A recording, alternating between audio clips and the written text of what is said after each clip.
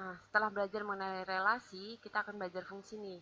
Fungsi atau pemetaan dari himpunan A ke himpunan B adalah relasi khusus. Jadi ini juga merupakan relasi, tapi secara khusus, yang memasangkan setiap anggota A dengan tepat satu anggota B. Perhatikan, kalau tadi kita belajar lebih dari dua kurangnya dari faktor dari. Nah, ternyata hanya bagian lebih dari dan dua kurangnya dari itu yang merupakan fungsi nih.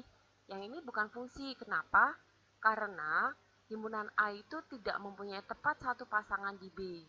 Yang merupakan fungsi itu jika yang ada di sebelah kiri atau himpunan A ini mempunyai tepat satu pasangan yang ada di B. Begitu. Sekarang kita cek ya. Yang ini tadi merupakan fungsi enggak? Ya, ini merupakan fungsi. Lalu, yang ini merupakan fungsi enggak? Ini juga fungsi. Tapi ini juga dinamakan juga korespondensi satu-satu. Nanti kita akan belajar ini.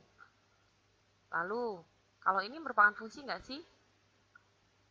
Bukan, karena di sini ternyata ada bagian anggota yang mempunyai lebih dari satu pasangan.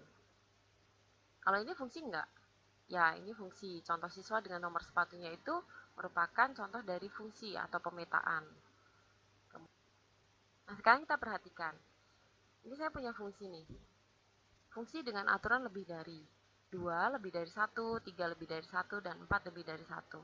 Daerah yang ada di sebelah kiri ini merupakan daerah domain atau daerah asal. Daerah asalnya adalah 2, 3, dan 4. Sedangkan yang di bagian kanan itu merupakan daerah kawan atau kodomen, yaitu 1, 4, 5, dan 6. Ini semuanya. Kemudian di sini ada daerah hasil. Daerah hasil itu dinamakan range. Daerah hasilnya itu adalah 1. Daerah hasil adalah daerah yang merupakan hasil dari himpunan A setelah dikenakan aturan. Atau dengan kata lain, cara gampangnya adalah daerah yang ditunjuk dari himpunan A, begitu. Contoh lagi, daerah asalnya apa kalau ini? 2, 3, 4. Daerah kawannya 1, 4, 5, dan 6. Sedangkan daerah hasilnya, range-nya itu 4, 5, dan 6. Begitu. Gampang kan? Nah, sekarang kita ke korespondensi satu-satu.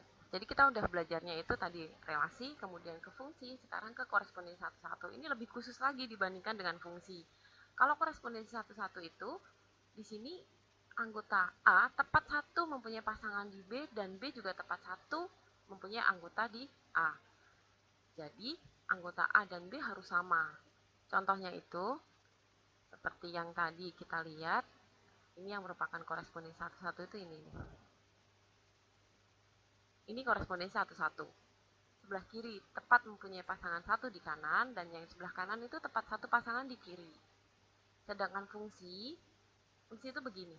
Jadi kalau ada yang di sebelah kanan itu dipilih dari dua orang yang ada di sebelah kiri nggak masalah.